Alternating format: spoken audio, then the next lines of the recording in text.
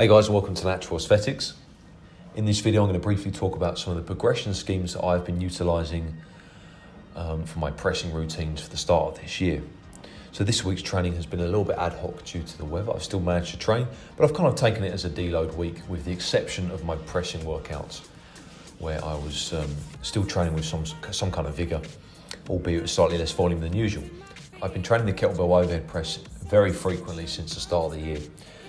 I'd say at least 5 times a week, doing some kind of kettlebell overhead pressing. My shoulder strength has come along nicely actually as a result of that. How do I structure that?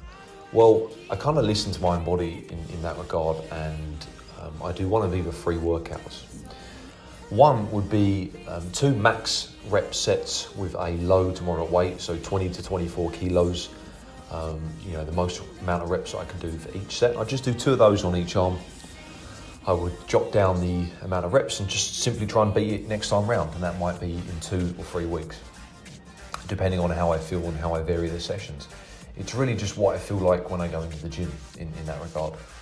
Second session would be lots of sets of low reps with a low to moderate weight. So some of the region of 24 to 28 kilos, and I would do maybe 10 sets of 5.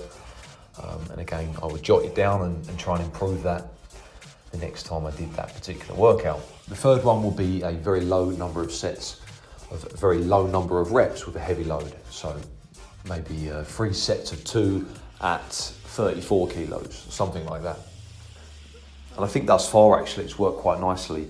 The varied sessions allow for fluctuations in day-to-day strength and just general energy levels, so I can kind of change it to what I feel like doing on that day.